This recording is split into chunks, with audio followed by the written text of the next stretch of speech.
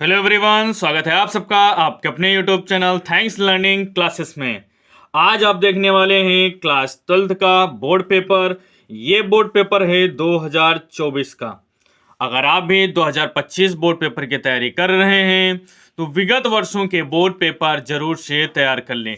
आज हम बात करेंगे हिंदी की और 2024 बोर्ड पेपर की। इसका कोड है 301 DF। जैसा कि आप सभी जान चुके हैं, 24 फरवरी 2025 को पहला ही बोर्ड पेपर है हिंदी का। तो हिंदी को अच्छे से तैयार करने के लिए जितने भी विगत वर्षों के बोर्ड पेपर हैं, चाहे वो 2023 का क्यों ना हो, चाहे वो 2024 का क्यों ना हो, चाहे वो यूपी एमएसपी का मॉडल पेपर ही क्यों ना हो, इनको आप जरूर से तैयार कर लें। अगर आप चाहते हैं 2025 बोर्ड पेपर की शानदार और बेहतर तैयारी हो पाए तो आप हमारे साथ यानी सोनू के साथ में जुड़ के तैयारी कर सकते हैं। तो चैनल को अगर सब्सक्राइब नहीं किया है तो चैनल को जरूर से सब्सक्राइब कर लें। अगर पहली बार चैनल पर विजिट कर रहे हैं तो आप जरूर से सब्सक्राइब कर लें, क्योंकि आपके लिए हम ऐसे ही हेल्पफुल वीडियो लेके आते रहेंगे। यहाँ पर हम बात करेंगे तो समय 3 घंटे 15 मिनट है। पूर्णांक आपको 100 नंबर का देखने को मिलेगा। प्रारंभ के 15 मिनट परीक्षार्थियों को प्रश्न पत्र पढ़ने के लिए निर्धारित हैं। इस प्रश्न पत्र में 2 खंड हैं, खंड का और खंड खा है। तो चलिए स्टार्ट करते हैं, देखते हैं कैसे कैसे क्वेश्चन पूछे गए। सबसे पहले हम यहाँ पर देखेंगे खंड का की बात करते हैं। खंड का में सबसे पहले पहला ही प्रश्न है, नासिकेतोपाख्यान के रचनाकार हैं मुंशी इंसा अल्लाह खां, लल्लूलाल, सदल मिश्र या फिर मुंशी सदा सुखलाल। तो इसका आंसर क्या हो जाएगा? तीसरा वाला हो जाएगा सदल मिश्र। क्या आंसर हो जाएगा? सदल मिश्र बिल्कुल राइट आंसर हो जाएगा। तो इसको जरूर से तैयार कर लें। उसके बाद देखेंगे जो अगला क्वेश्चन है।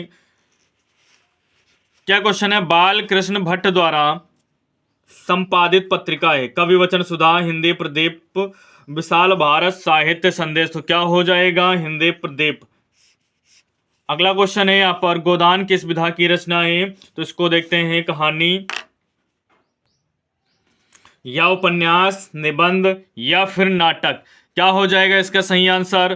तो ये हो जाएगा उपन्यास। क्या हो जाएगा? उपन्यास। अगला क्वेश्चन देखते हैं, छायावादी युग के प्रसिद्ध आलोचक हैं भारतेंदु हरिश्चंद्र, आचार्य रामचंद्र शुक्ल, धर्मवीर भारती, महावीर प्रसाद द्विवेदी। घा का देखेंगे तो दूसरा हो जाएगा आचार्य रामचंद्र शुक्ल। उसके बाद क्वेश्चन देखते हैं, रानी केतकी की कहानी के लेखक हैं मुंशी प्रेमचंद्र, सदल मिश्र, इंसा अल्लाह खां, मुंशी सदा सुखलाल। तो क्या हो जाएगा? यहाँ पर टॉपिक है अंगा। अंगा का हो जाएगा तीसरा यानी इंसा अल्लाह खां। रानी केतकी की कहानी के लेखक कौन है? मुंशी इंसा अल्लाह खां है। तो ये जरूर से तैयार कर लें। इंपॉर्टेंट क्वेश्चन है, बोर्ड पेपर में बहुत ज़्यादा पूछा जाता है। तो अगला क्वेश्चन देखते हैं। अगला क्वेश्चन क्या है? चांद का मुंह टेढ़ा के रचनाकार हैं। चांद का मुंह टेढ़ा के रचनाकार हैं कौन है? ये आपको बताना है। तो इसका आंसर हो जाएगा मुक्ति बोध। पहला वाला आंसर बिल्कुल सही हो जाएगा। हिंदी का प्रथम महाकाव्य माना जाता है ये रामचरितमानस, रामचंद्रिका। ये ऑप्शन दिए गए हैं, देख लेते हैं। तो इसका चौथा ऑप्शन बिल्कुल सही हो जाएगा। क्या हो जाएगा? पृथ्वीराज रासो। क्या हो जाएगा? पृथ्वीराज रासो। अगला क्वेश्चन है, छायावाद स्थूल के प्रति सूक्ष्म का विद्रोह है, यह कथन किसका है? ये आपको बताना है। तो यह है डॉक्टर नागेंद्र का। दूसरा वाला ऑप्शन सही हो जाएगा।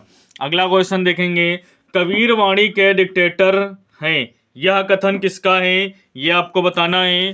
तो चौथा वाला ऑप्शन सही हो जाएगा, आचार्य हजारी प्रसाद द्विवेदी का। क्या हो जाएगा? आचार्य हजारी प्रसाद द्विवेदी का। अगला देखेंगे, सुमित्रानंदन पंत की साहित्य अकादमी पुरस्कार प्राप्त काव्यकृति है वीणा, कला और बूढ़ा चांद, ग्रंथि, चिदम्बरा। तो क्या हो जाएगा? सेकंड वाला हो जाएगा, कला और बूढ़ा चांद। बिल्कुल सही हो जाएगा। तो यहाँ पर ये 10 क्वेश्चन कंप्लीट हो गए हैं। ऐसे पूछे जाते हैं एमसीक्यू क्वेश्चन, तो जरूर से तैयार कर लें।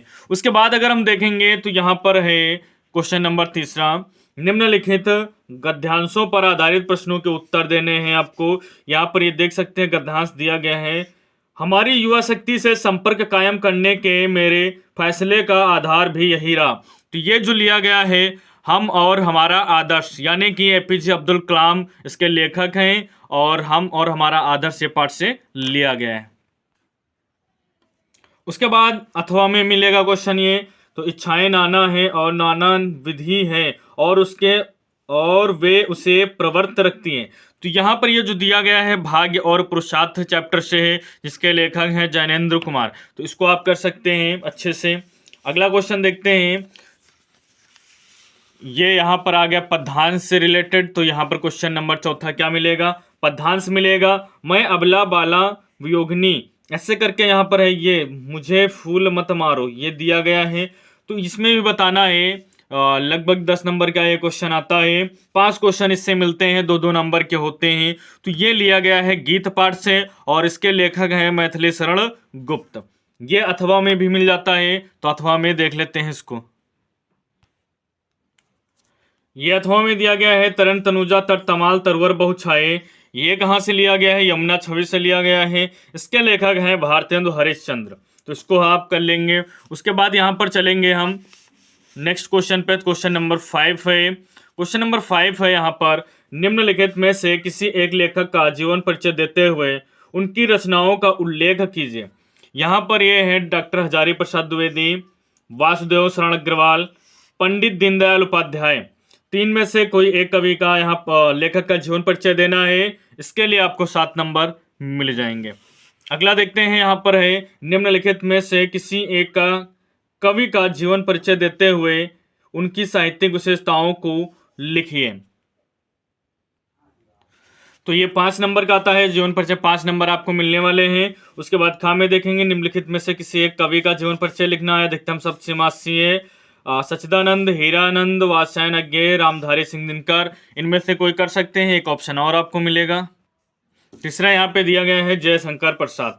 तो 3 में से कोई आप एक कर सकते हैं। उसके बाद देखेंगे, यहाँ पर एक कर्मनाशा की हार कहानी के प्रमुख पात्र का चरित्र चित्रण करना है।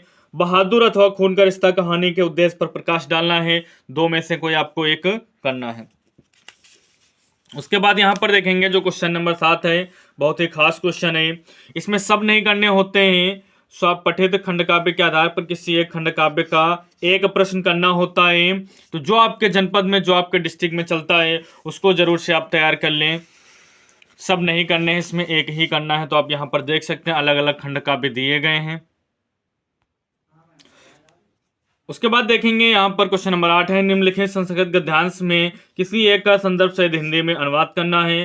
अतीते प्रथम कल्पे जना, यहाँ पे ऐसे करके एक जो ये दिया गया है संस्कृत गद्यांश दिया गया है, इसको आपको तैयार कर लेना है। उसके बाद देखते हैं, यहाँ पर ये अथवा में भी मिल जाएगा, इसको आप तैयार कर सकते हैं। तो यहाँ पर उसके बाद 2 श्लोक दिए गए हैं, यानी हम कह सकते हैं संस्कृत के जो श्लोक हैं, पद्यांश हैं, इनको आप यहाँ पर कर लेंगे अच्छे से।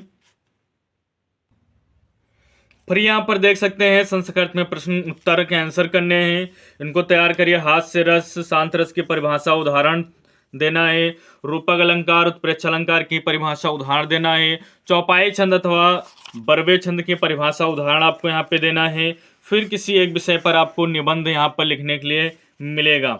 तो निबंध कौन कौन से आए हैं, बढ़ती जनसंख्या और देश का भविष्य, राष्ट्र के निर्माण में शिक्षक की भूमिका, भारत में आतंकवाद की समस्या, पर्यावरण प्रदूषण की समस्या और समाधान। उसके बाद यहाँ पर देखेंगे तो ये संधि विच्छेद से रिलेटेड टॉपिक आपको देखने को मिलेगा। ठीक है, तो यहाँ पर देखेंगे पौना का संधि विच्छेद क्या होता है, तो ये हो जाएगा पौ धन अना, बी वाला ऑप्शन, यानी कि बा ऑप्शन बिल्कुल राइट हो जाएगा। फिर यहाँ पे देखेंगे उच्चारणम का संधि विच्छेद होता है, तो उच्चारणम का क्या हो जाएगा, इसका देखते हैं। तो इसका हो जाएगा उत धन चारणम, द वाला हो जाएगा। सज्जना का संधि विच्छेद आपको करना है, तो इसका वाला सत धन जना हो जाएगा। फिर देखेंगे तो यहाँ पर समास विग्रह करने के लिए आता है, नाम लिखने के लिए आता है, और फिर यहाँ पर एक पत्र लिखने के लिए आएगा। तो आपको एक पत्र लिखना पड़ेगा, अथवा करके दिया गया है, तो अथवा में इसका मतलब कोई एक आप कर सकते हैं। आखिरी क्वेश्चन यहाँ पे देख सकते हैं, धातु एवं प्रत्यय का योग स्पष्ट करना, ये टॉपिक दिए गए हैं। फिर इसी में है प्रत्यय लिखना है, ये टॉपिक दिए गए हैं। और यहाँ पर विभक्ति एवं संबंधित नियम लिखने। तो ये 2024 का पूरा पेपर है, इसको जरूर से जरूर आप तैयार कर लीजिए। इसके पहले इसके जितने भी बोर्ड पेपर हैं हमने सब सॉल्व करा दिए हैं, तो आप वीडियो जरूर से देख सकते हैं। 2025 बोर्ड पेपर की तैयारी करने के लिए चैनल को जरूर से सब्सक्राइब कर लें। वीडियो को अभी तक लाइक नहीं किया है तो वीडियो को जरूर से लाइक कर दें। मिलते हैं फिर नेक्स्ट वीडियो में, तब तक के लिए टाटा बाय बाय, जय हिंद जय भारत।